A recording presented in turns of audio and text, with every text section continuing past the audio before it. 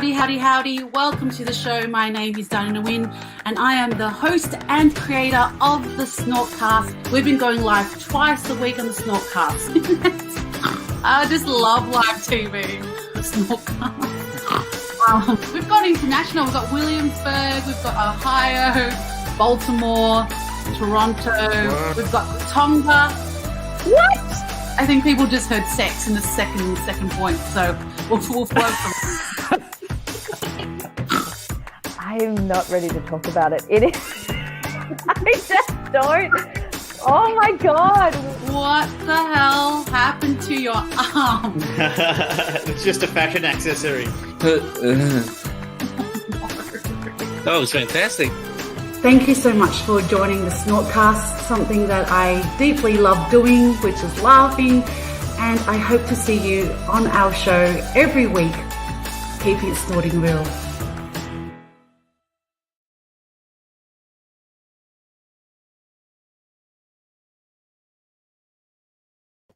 And howdy, howdy, howdy. Welcome to the SnortCast. Whoa, we've had some tech issues and it is hot in Melbourne. Welcome to the show. I'm Diana Wynn, your host, and I'm very excited for this episode. But before I bring our special guest live from Adelaide, please let us know where you are watching this show from, where in the world. Pop it in the comments that you are the location that you're snorting from, laughing from.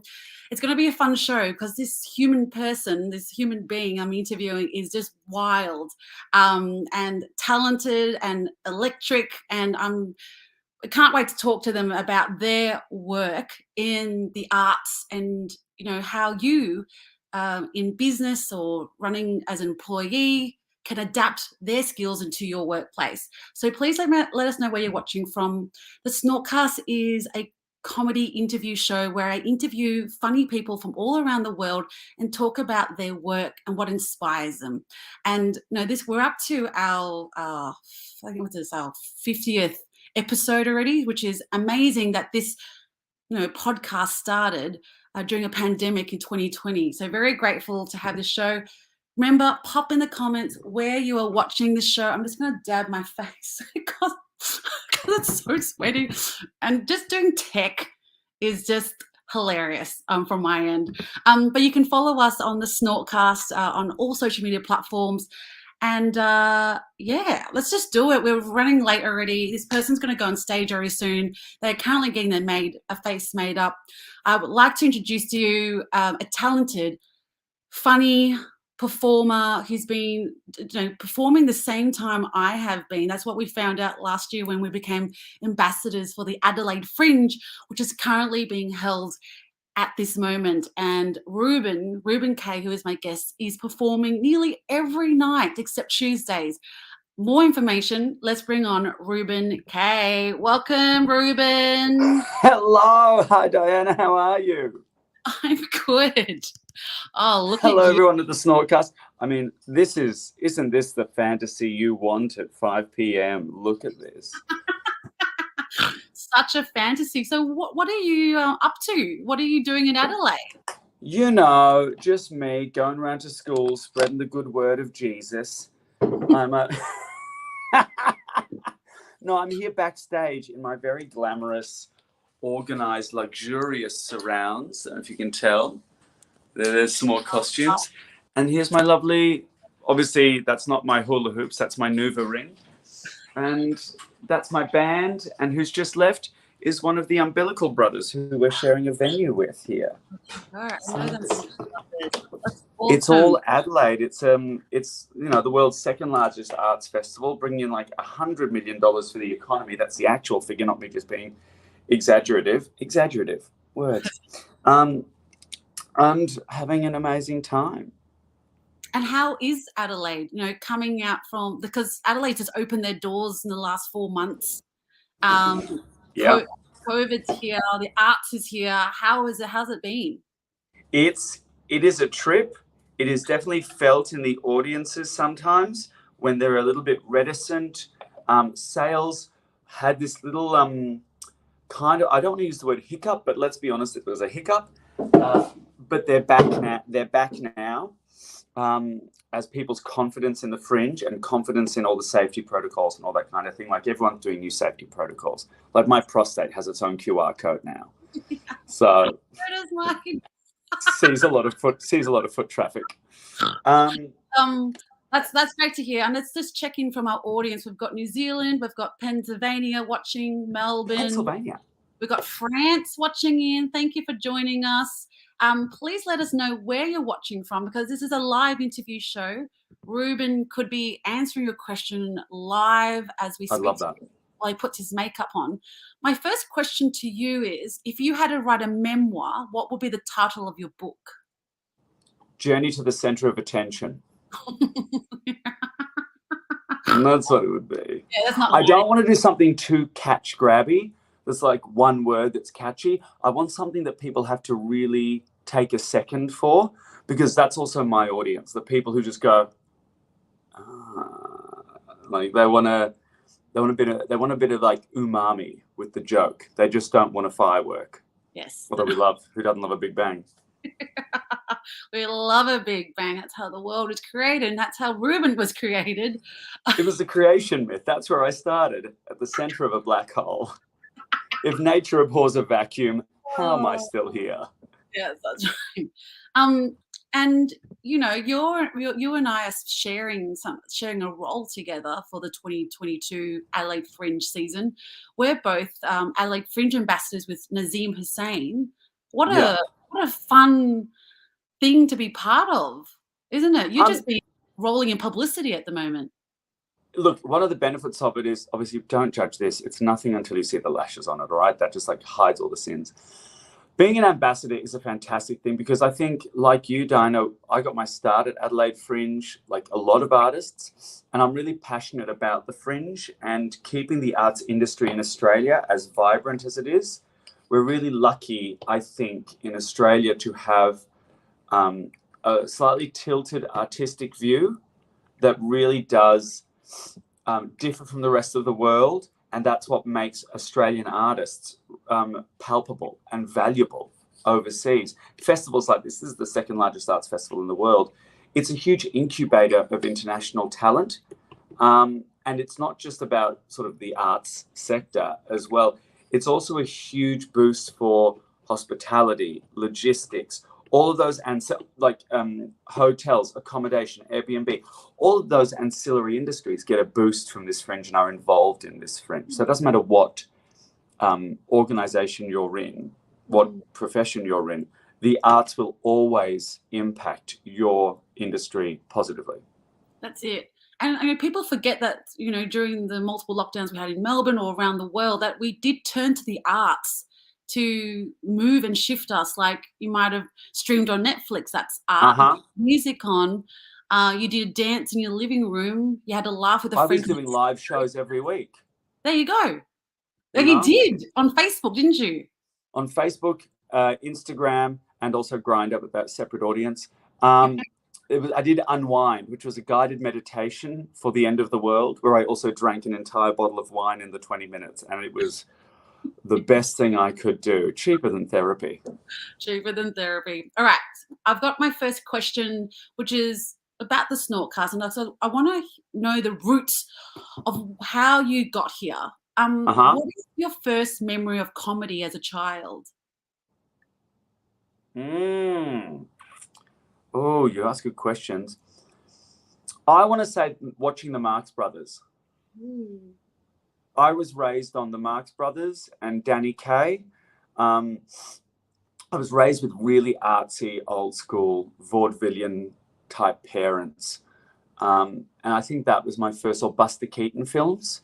So again, it's a lot of, I don't know, Buster Keaton combines comedy with a sense of melancholy and sadness that is really sort of really beautiful. And the Marx Brothers had such quick fire delivery. Everything was so speedy and so layered with innuendo and rapid fire. And I think those two things have absolutely influenced my work now, because so much of like trying to find the thing that is uniquely yours is about connecting to your sense of play and your uninhibited child. So I've gone back to the things that I loved, which is this comedy with a little bit of sadness, quick fire, rapid delivery that is a little bit pessimistic and acidic, but also a little absurd. And How about you? What was your first one? It would be my mother. My mother's is my main content. Just watching her interact with the real world was hysterical, and that's why I play her. Because no one else will, so I will have to be that person. Absolutely, but also how much are mothers both a source of truth and guidance and care, but also absurdity? You know, Mum features in my show as well, because the show is about coming out. It's about how important your reaction is and how important parental reactions are to coming out.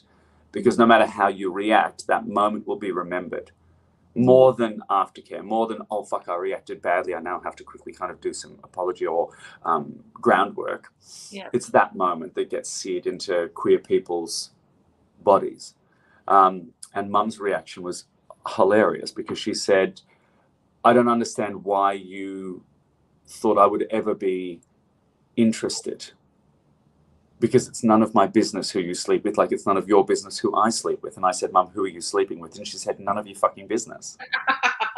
Am I allowed to swear, by the way? Yes, you can. You can swear. Oh, great. It's just LinkedIn. Oh,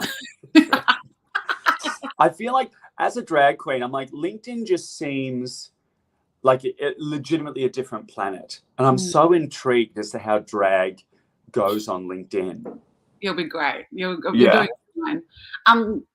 Question I want to ask you is, so, you know, as a child, absorbing and, you know, you've evolved and transformed and learnt, who inspires your comedy today? That's a good one. Do you know what? I've got like a totem, I guess. I don't know. No, that's not the right word. I've got a well that I go back to, right? And that is this specific concert in 1972 in Cleveland of Bette Midler, when she wasn't so sanitized. She was dirty. She was, the vocals aren't clean. It's messy. It's really a bizarre concert. And the thing that she has is this energy, this unstoppable freight train of energy. And, you know, you sing the show. I'm pushing out a lot of cardio.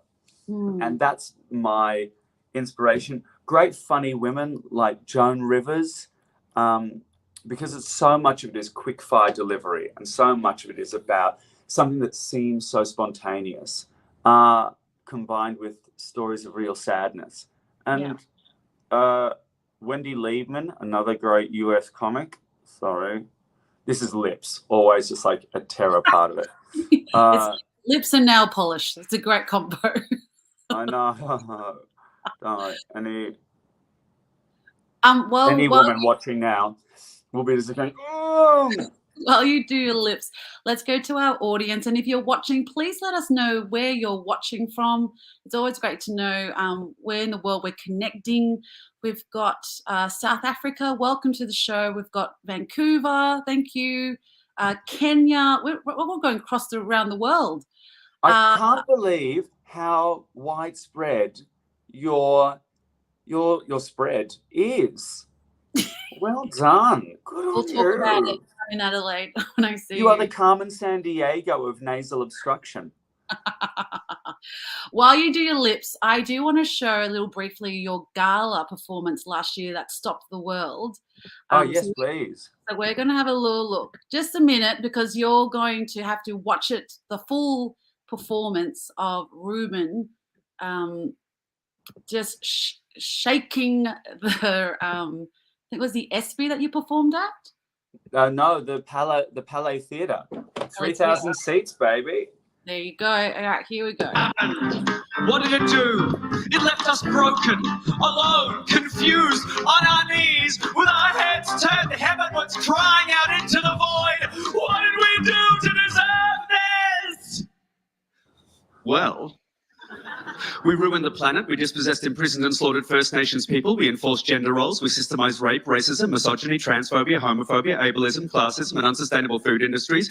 We allowed fossil fuel companies to operate our elected officials like ventriloquist dummies from hell, raping our planet for economic gain. We turned the prisons and military into big business. We sold our land, our resources, our water table and the port of Darwin to the Chinese, who we're now in a trade war with. We empowered the church to such a degree it's now the tax haven for pedophiles, with the ability to manipulate government policy and mandate legislation on women's bodies without their consent. And we bred dogs to a superficial aesthetic level so they can no longer breathe. But pugs are so cute the way they suffocate when they walk. Their eyes are pointing in different directions because they're asking bug owners to kill them.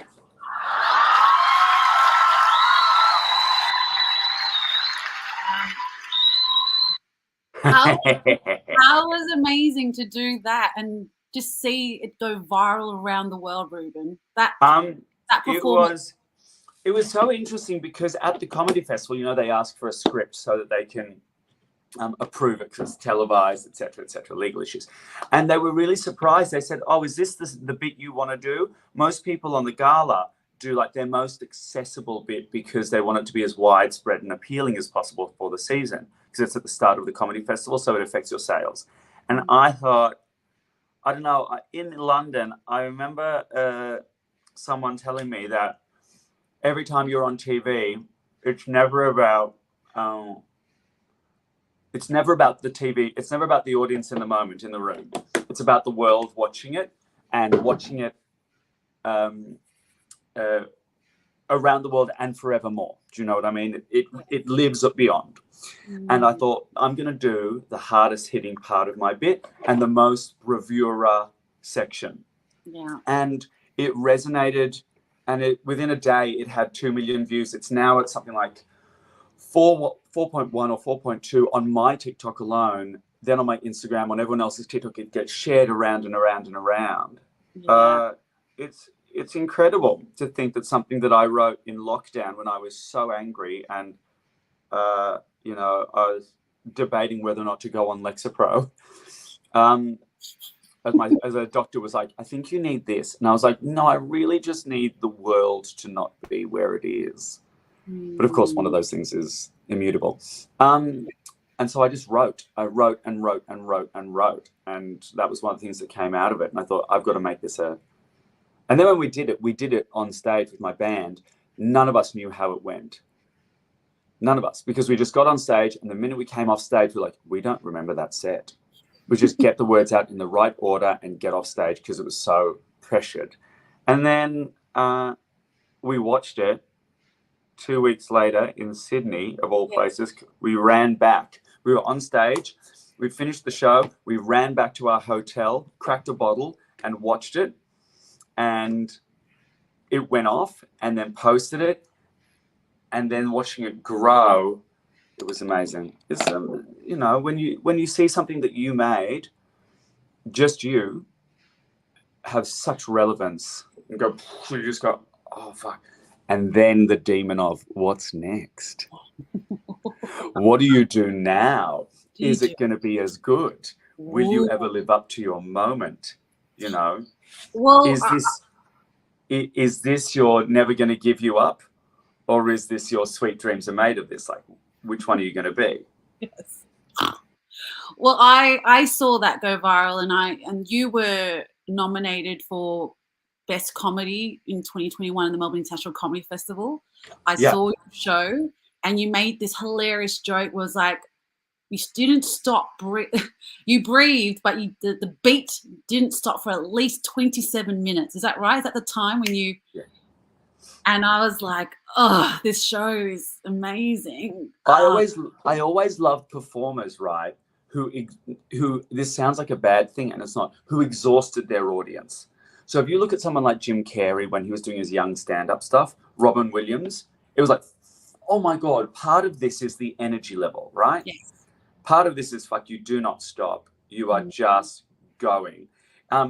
Similar for, like, if you want to get cliched about it, Liza Minnelli. You're just going, oh my God, how is she doing this? Of course, now we know it was cocaine, but, and we can't afford that in Australia because it's so overpriced.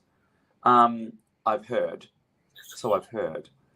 But those performers who gave because I started in circus as a host for cabaret and burlesque, I always thought the host as a bit of a coasting role. And I thought, no, I want to be the performer. I want to be a host who's working as hard as the acrobats. That for me is more exciting. Oh, it's so breathtaking to watch you on stage. It is. And, perfect segue. Let's talk about the show, The Butcher's Back. Yeah, let's. So you're doing this show nearly every night at the Adelaide Fringe. You're doing it around Australia. You have been. What's the show about? The show is it starts off as an admission for, hey, mate. Oh, you can come in. I'm just doing this lovely thing with Diana. The show starts off as sort of an admission about where the world is at. And instead of a lot of comedy is about escapism. Oh, we're not going to talk about this because it's comedy. We just want to have a good time. And I like the idea of saying, this is where the world is at. This is where we're all feeling. Are we all feeling the same? Yeah, we're all feeling the same. Isn't it a little bit fucked? And then we laugh. And then from there, it goes on to talk about me coming out and my history and my family. I'm the child of two Russian Polish and German refugees from the Second World War. So although I am absolutely, a white cis male, I'm still part of the Australian immigration story.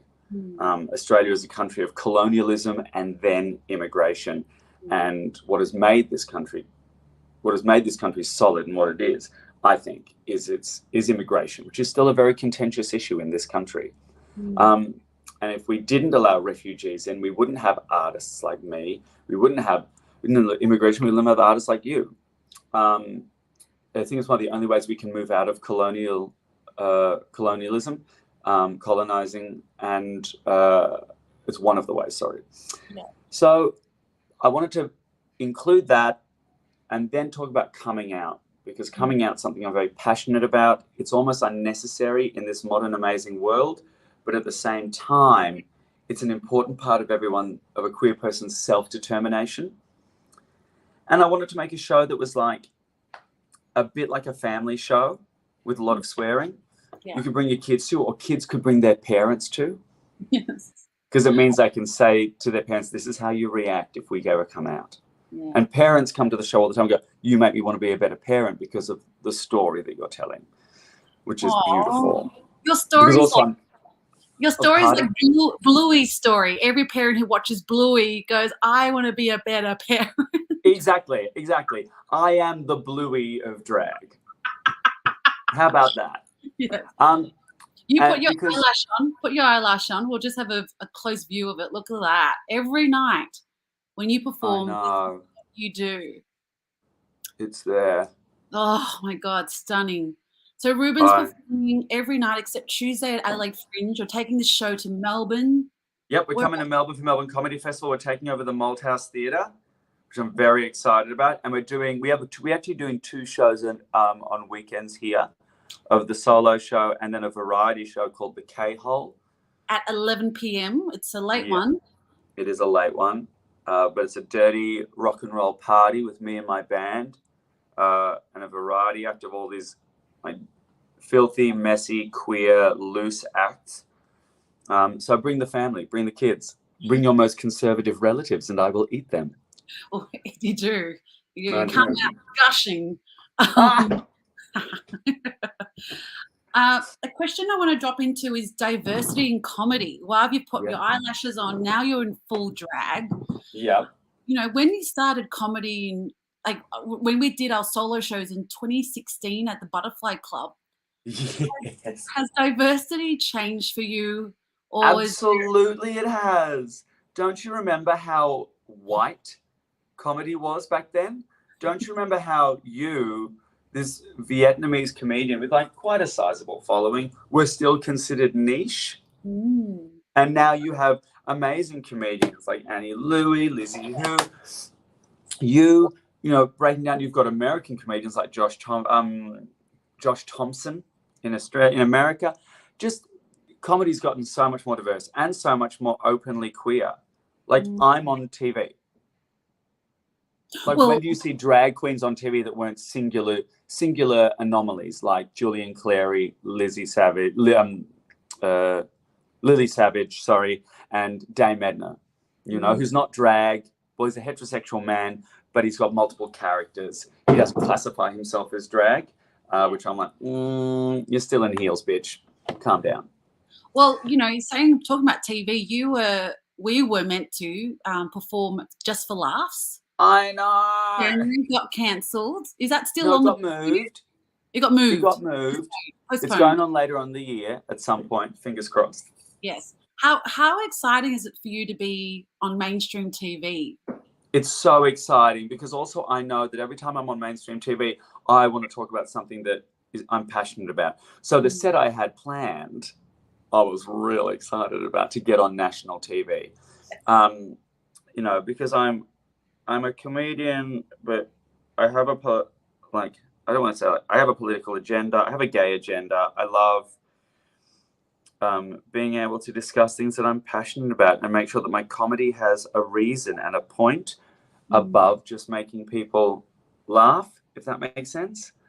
Because otherwise, with drag, you tend to get relegated into the typical drag jokes and drag humor, which is actually a lot of self-deprecation about your own sexuality or your own appearance in your drag, which turns it into clown a bit. And I just want to be able to veer off into a different path that is more surprising for people and audiences. Yeah. Uh-huh. I'm on that train with you too. I believe TV's just that exposure, isn't it? Just opens the world to you with the click of a button these days. Totally. And it's no longer national TV. Any moment you're on TV is now international. It's now global because anything I do gets put on, my own channels, my TikTok, my Insta, etc., and that the world sees. Amazing. World absolutely sees. This is what we see right now on LinkedIn Live. Absolutely. Now you're going to see it's getting X-rated here at the SnortCast. Yes. We've got a lot of people on LinkedIn who are inspired by artists like ourselves who get on stage and tell our stories. What would be your tip to someone on LinkedIn who runs a small business or is a presenter and speaker but doesn't have what you have? What would be a first tip?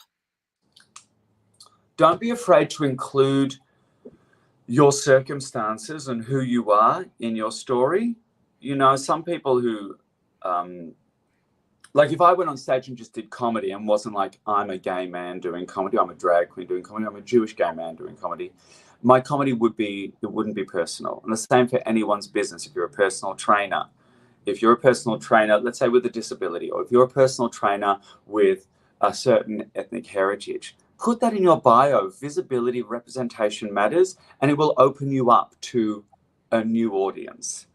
A new subject. So we go, I feel seen by this. I have something to relate to. And it may be that people who aren't part of that audience go, that's really interesting. I want to know what that's like. It's not going to exclude audiences. It's going to broaden it if you proudly state who you are and what you're about. So with that, how do you start writing? With that amazing monologue you did at the gala, where were you when you wrote that? Like, how does it soak into you and you put it out? You would go just let it out.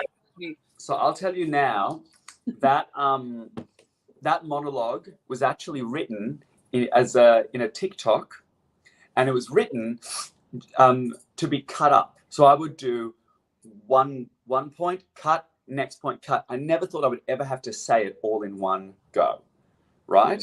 And it came from a place of anger. The TikToks that I made and all that fast cut stuff that you can see on my social media, it all came from anger, because I think that's where a lot of my best comedy does. And I think it's a really great motivating force. If it's a positive anger, it's an anger to change something, not just an anger to whinge. And then when I saw what I had made in one medium, I know this definitely has a place on live, and I have to now adjust it so it fits, which means I have to make it performative. I have to now do it without breathing. So don't be afraid. There's another one. In showbiz, we call it killing your babies, where you go, that idea didn't work, chuck it out. This one now, you can't be precious about your own material. Excuse me, I didn't know that reflex still worked. about you can't be precious about your ideas when a new one comes along that's better. You have to realize and know how to curate that. So I went, okay, great. I have to adjust it for this medium to make it work. And that meant sacrificing parts of it and changing it and being incredibly adaptable when it comes to, because being adaptable doesn't mean losing who you are. You just have to find the balance between them. Yeah. Well, we've had to do that in the last 2 years, haven't we? Every small business has had to do that in the last 2 years. I'm standing up and I'm moving over here because I'm taking my trousers off, and I thought that might not be. Also, while you take your trousers off, we'll just go through the comments. We had Gibbon saying, "Love the Carmen Santiago pun. Good job there, Gibbon." We've got someone watching from Earth. Very funny. Thanks for watching. If you have a question for Reuben, just pop it in the box. We are going to finish up pretty soon because Reuben has to go out and perform. But I do want to ask you another question, Reuben, is what's one thing you wish you didn't do in lockdown? Any regrets? I wish I didn't do in lockdown.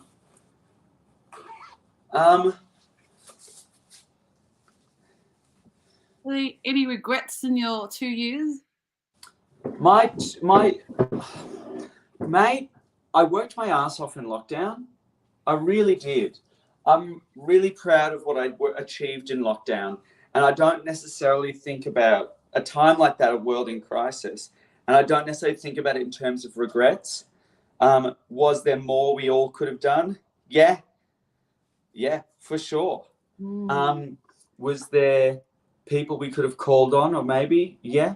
But also we were all trying to survive, and we were all in survival mode. And I do think there's we don't need to scrutinize ourselves. Yeah. If there is something you didn't like that you did, you know what that is. You know it deep in your soul. Like, that's how I feel about how I behaved in lockdown, how I got through lockdown, because that's what it was. None of us were living, we were surviving. The people who were living are the ones who are making money off lockdown. So, and they should all be hung, drawn, and quartered. There you go. Thanks for that response. That's real. That's real. And the question I want to ask you is, we're dropping a bit. If you met Keanu Reeves, what question would you ask him? What was River Phoenix like? Oh. And what was it like working with Udo Kier, who's one of my favorite actors? My Own Private Idaho, I just think is a stunning film. And I think it was really brave of Keanu to be a mainstream actor playing a queer role like that at that time. Such a stigmatized society, such a stigmatized community. And that movie is brilliant and beautiful. Oh, I felt that.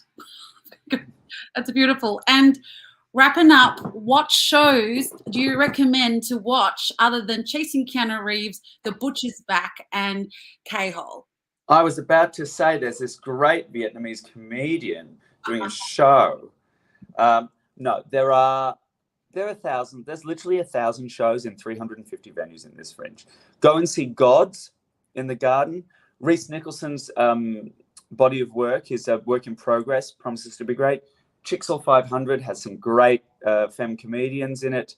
Obviously, my show, The Butcher's Back, and The K-Hole. There's the Aboriginal Comedy All-Stars, who are in my venue as well. I would say go out there and take a risk. Get out there. Go see things that are made by people who look different from you, who think different from you. It will change you. It will make you better as a person. Even if you don't like the show, it'll give you a keyhole view into a world that you might not experience. And that's how we grow. How good that you inserted that in, a keyhole world. Thank you. That's what I'm there for. And you can also check it out on www.adelaidefringe.com.au. All the shows are on there. And our recommendations as ambassadors as well. I do have one more. Don't know where it's gone. Here you go. I did have a shout out to Matt Young. He's got a show called The Cocoon. Go check it out. Right. Just doing a Will shout do. out. And look at Reuben. He's going to go. He's blasting out of here. I am. Reuben, thank you so much for joining the SnortCast. It has been an absolute pleasure. Thank you for having me, and thank you for watching the entire world that is at your disposal. Yeah, the world has watched and have been graced by your amazing presence. Have fun tonight. I'll see you in Adelaide on Monday. I'll see you in Adelaide on Monday. Much fun to be had. Much fun to be had. Thanks for joining us, everyone. We'll see you very soon. Support the arts. Go watch something, buy a ticket, and we'll see you very soon. Bye. See you later. Howdy, howdy, howdy. Welcome to the show.